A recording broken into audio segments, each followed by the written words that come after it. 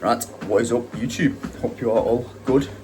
Bit of a random one today because midway through the morning I just decided I'm going to make a full day of eating because I haven't made a full day of eating for the YouTube for a good couple months maybe 6 weeks or so. Can't remember when my last one was, but since then my food has increased because obviously I am still trying to put size on.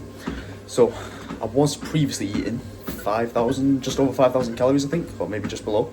Now I'm up to 5.5 and well, like just shy of 1,000 grams. I think 990 grams of carbs a day, which is a lot. So yeah, I'm gonna show you what that looks like. Obviously I've decided to do this partway through the morning, so I've already eaten my meal one. I'll put a picture of it on the screen. It's pretty similar to what it was in the last video. I think in the last video I was doing the same amount of yogurt, same amount of whey, same amount of blueberries, etc. But now I've just slightly increased the amount of jam I've got in it. I think then I was doing one bagel and one bagel thin. Now I'm doing two bagels, like I said, more jam, and I sprinkled a little bit of cream of rice into the yogurt, which doesn't make it taste much better, but it just adds some extra carbs in there. Easy way of getting extra carbs in, just sprinkle it in. So yeah, that is meal one. I'll put the macros and everything up as well. So yeah, now I'm just doing a little digestion walk, I guess you could say, just to get some extra steps in after the meal one. I've already boxed off on my fasted cardio, still doing 20 minutes 5 times a week at the moment. Just as long as that heart rate gets it's usually for me between about 130, 140 beats per minute, because as I eat more food I do tend to maybe get a little bit carried away, so I just really try and push myself with the cardio, which I don't probably really need to do, so I'm actually kind of reining myself back a little bit with that. I also noticed previously in the last video, the last full day of eating, when I was doing all my steps, I was doing them on, like, let's say on my walking pad, I had that on a slight incline. Why I did that, I don't know, I just completely forgot that it was on an incline, so I've took that off now, so now I'm doing them flat per se. And I still want to get the steps in for the movement, just for my digestion, but there's no need for it to be on an incline because I'm not trying to burn more calories here. Like, I don't really want to be eating this much, it's just how much I need to eat in order to gain size. So if I can reduce the amount of calories that I burn while still getting the steps in, that's a win. So that's what I'm doing. Today is a training day, so it's obviously going to be a very high carb, it's low fat, and protein is still pretty high. It's closer to, on training days, it's closer to 270-ish grams, 275 grams of protein maybe. Rest days it's a bit higher. I'll film a full day of eating on a rest day at some point, because I've sort of meddled with my macros on those days a little bit. I'm running a little bit higher protein on those days, closer to 300 grams, which I've felt completely fine on. A lot of people say you shouldn't have ridiculously high protein, and if it's causing you issues, yeah, you shouldn't, but I'm feeling absolutely fine on it. My recovery's good, everything feels great, appetite's in a good spot, so why not? I need to make the calories up higher on rest days anyway, and I want to keep my carbs moderate for insulin sensitivity purposes. And I also don't want to add the fats too much higher than they already are, because they're already at like 90 grams. If you're adding too much more fats than that, even if they are from healthy sources, that's not going to be too good for you. So extra protein, why not? Let's just see how it goes for the meantime. So yeah, I'm not in the office today because I have to do exams for work. So I'm on like a study day kind of day for those, which is nice. I've also just realised that I forgot to take my morning supplements with my first meal. It's only maybe 20 minutes later, so the meal's still digesting, so it's not an issue really. They'll still absorb as they should do. If I was to take them fasted, they probably wouldn't absorb as much as they could do. So if you are taking your supplements, I would always recommend that you take, I think, depending on the supplement, most of your supplements with a meal. Reason being, your stomach's already breaking down the food with all the enzymes and stuff, so it's a lot easier for it to actually digest the supplements when it's already doing its job, basically. So I would always recommend that you take your supplements with a meal if possible. But this will be fine. It's not gonna be the end of the world by any means. So as you can probably see that 6 in 1.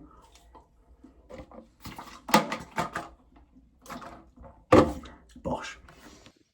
Right, yes guys, meal number 2 is about to go down. I ate meal 1 at about 9:15, just a little bit earlier than that. I think maybe 9:10 or so, which is a little bit later than I usually would like to, or I usually do. I usually eat at about maybe 8:30-ish, just based on like the time I'm getting to work and stuff. But because I am working from home today, I can eat a little bit later, have a bit more of a lie-in. So meal number 2 is like baked oats. Basically, what I do is I blend up oats, mix that with some cream of rice, mash up banana, add honey, add whey protein, chop up apple, add that to it, and add some dark chocolate. And well, I add the dark chocolate after I bake it in the oven. So I batch all them up into separate pots because I do all this batch cooked on Sundays usually. So it's all ready for the week. And yeah, basically bake all that into like this little, I don't know what you call this. It's not like a cake. It's just like a big sludge of food, which tastes unreal. It tastes so nice. It looks disgusting, but it's unbelievable. I've got a tutorial on my TikTok if you do fancy trying to make it or make something similar to yourself. But yeah, I'm about to get into this because I'm starving. It's about 11:30 now, so it's maybe like just over 2 hours after. Usually I try and space out my meals at least 2.5 to 3 hours in between. But like I said, because I've got up a little bit later today, I've got to kind of put them together a little bit, but I'm still starving. So digestion shouldn't really be impacted whatsoever, really. So the reason you want to sort of space your meals out, let's say 2.5 to 3 hours in between each one, is one, for appetite's sake. You want to be hungry going into your meals, but also because that's when muscle protein synthesis is spiked. Let's say you can spike it every 2.5 to 3 hours roughly. And the more times you can spike that within the day, the faster your recovery is basically, which is what you want because that means that you will grow. But with my training days at the moment, if I do allow myself to get a little bit more sleep, if I can, usually I have to be up at a certain time so I can get into the office at a certain time. But if I can allow myself to have a bit of a lie-in, sometimes I do sort of space them closer to maybe like 2 hours apart just because it's probably more beneficial for me to get a little bit more sleep in terms of my recovery as opposed to maybe getting up a little bit earlier, having less sleep and spacing my meals out further. But you just got to do what works well with your routine. Nothing can be absolutely bang on perfect all the time. But the most important thing is that you are consistently getting them in.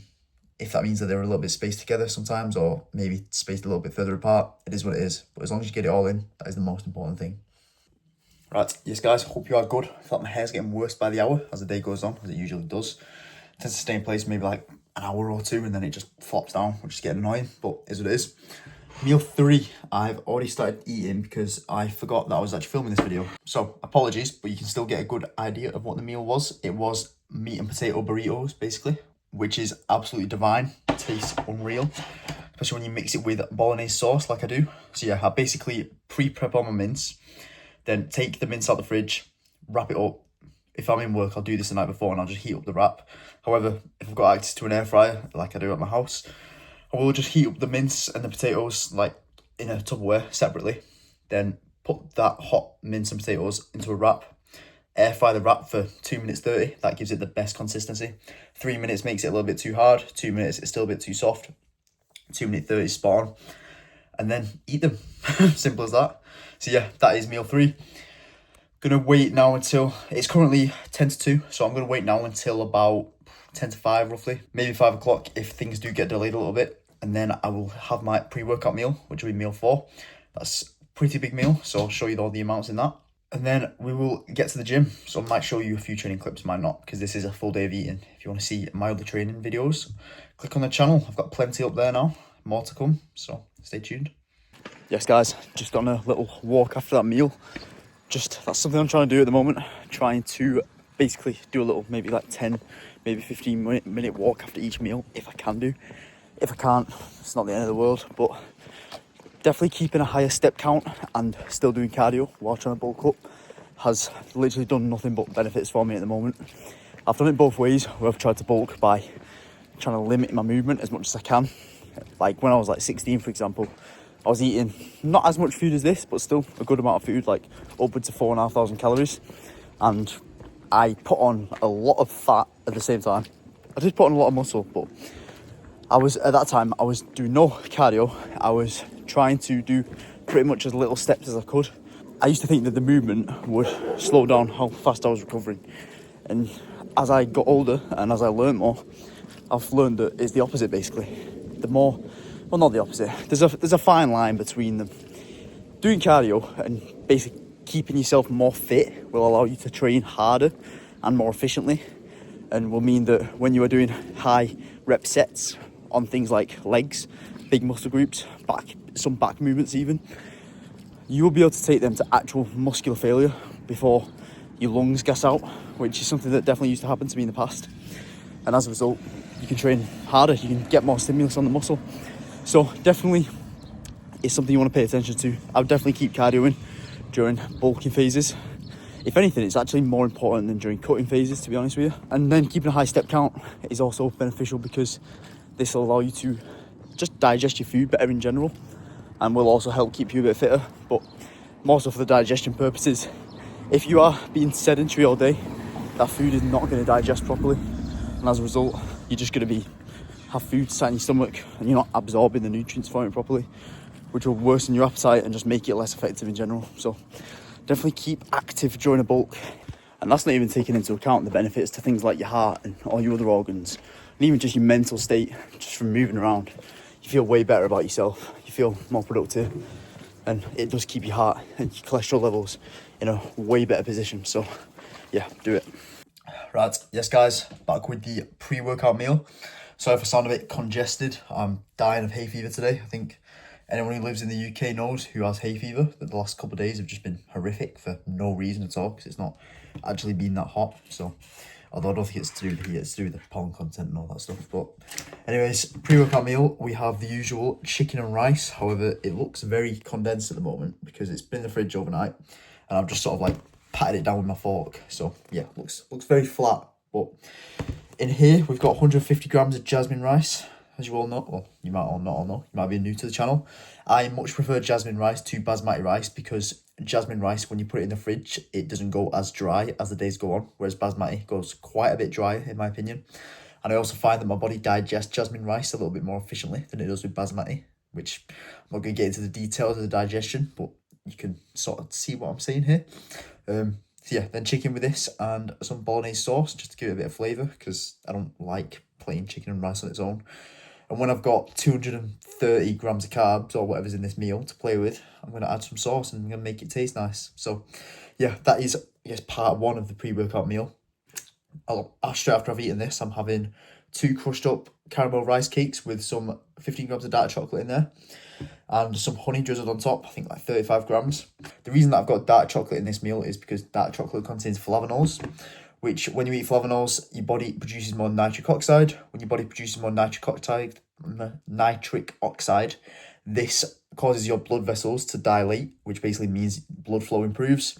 The more blood flow you have, the more oxygen you can basically transport to the muscles when you're training. The more oxygen that you can get into the muscle, the better. This means you will fatigue less quickly and therefore be able to perform better, which is what you want, because then you can put more tension onto the muscle and send a better stimulus for muscle growth.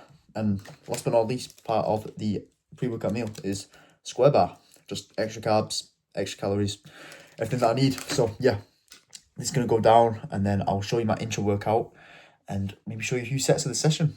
Right guys, I also forgot to mention with my pre-workout meal and my post-workout meal, recently in the past, I've only been doing it for maybe 2 or 3 weeks or so, I've been doing a tablet of berberine with each of these. Now, berberine is basically a glucose disposal agent, which basically means that because I'm eating so many carbs in both my pre-workout and my post-workout meal, this will help bring down my blood glucose levels faster than having them elevated for longer periods of time afterwards, which basically just helps improve my insulin sensitivity, because when you're eating close to 1,000 grams of carbs, your body becomes less responsive to the carbs as time goes on. It's just something you can't really get around. You can try and improve it by doing things like, let's say, mini walks after each meal. When you walk, the blood gets drawn into the muscles in your legs that are moving. That can basically just bring down the blood glucose levels. And these also help because when you're eating 200, I think what was in my pre-workout meal, 230 grams of carbs. Then in my post-workout meal, it's nearly 300 grams of carbs. Just doing a walk alone is not going to bring those blood glucose levels down to the levels that I probably want them to be. So yeah, just something I've been doing recently. I can't say it's like a godsend or anything because I don't know just yet, but every little helps. Right, yes guys, we are about to set off to the gym. So I've got my intro workout drinks ready. One of them is the 50 grams of performance fuel, which is basically just cyclodextrin, just a fast digesting source of carbs that I can drink, well, sip throughout my session, just to keep me trickling along. And then in the other one, I've got 10 grams of EAAs, Perform, I think it's lemon and lime I've got in here, which tastes like a Lemsip, which you would think isn't very nice, but I really like the taste of Lemsips, so yeah, it's good for me. I've also got 10 grams of creatine mixed in with the performance fuel, just because creatine can help you uptake carbs. which basically means you do more with them. So yeah, I'll drink this throughout my session, the cyclodextrin and creatine, and then I will basically neck down the EAAs probably after my third or fourth exercise, about midway through the session, just so I can basically spike muscle protein synthesis instantly. I don't really want to like be spreading that out over the whole session. Plus it tastes nice, so it's just nice to just get it all down in one. So yeah, I'll catch you in the gym.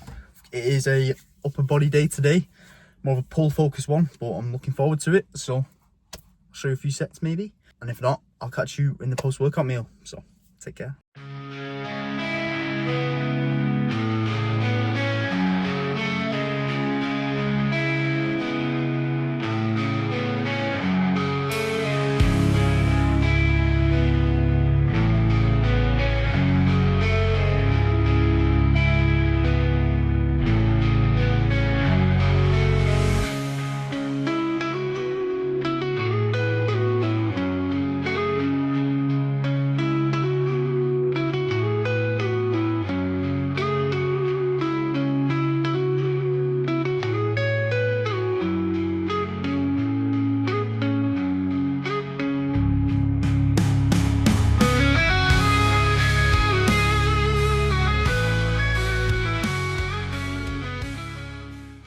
Right, yes guys, session wrapped up. As you can see, the hat came on because after I think meal 4, the hair had become an absolute disaster. So yeah, hat came on. Session was very good. Probably one of the best upper sessions I've had in quite a while actually. The main cable pull down that I like, well, not that I like to start on, that I have been starting on, was broken. So I switched to a different one and it was better. Well, I say it was better. It felt better resistance curve. So yeah, that was productive. And then I progressed most of my compound movements. And all the isolations felt good, so can't complain. So on the cards for the post-workout meal, we have got the usual cereal with the whey drip mixed in, and I ran out of dried raisins. All raisins are dried. Ran out of raisins and cranberry mix that I usually mix in, as well as my dried apricots. So I've just done extra dried apricots to make up for the carbs.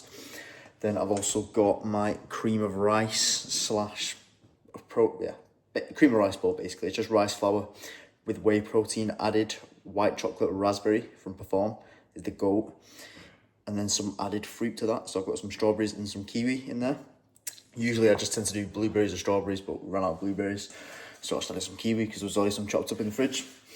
And then last and least, we have got the caramel rice cakes with some jam. I've got 3 here, so 3 rice cakes and 30 grams of jam spread on.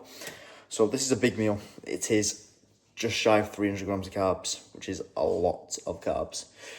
And because it is very fast digesting as well, it causes my insulin to spike quick, which basically means once I've eaten this and I've prepped my few little bits of food that I need to make for tomorrow, most of my main meals are fully prepped already, did that the weekend, means that I crash basically. So, which is quite good because I'm literally going to bed in about an hour after this. So I'll eat this, get showered, get to bed and just conk out pretty much straight away, which is what I want pretty much.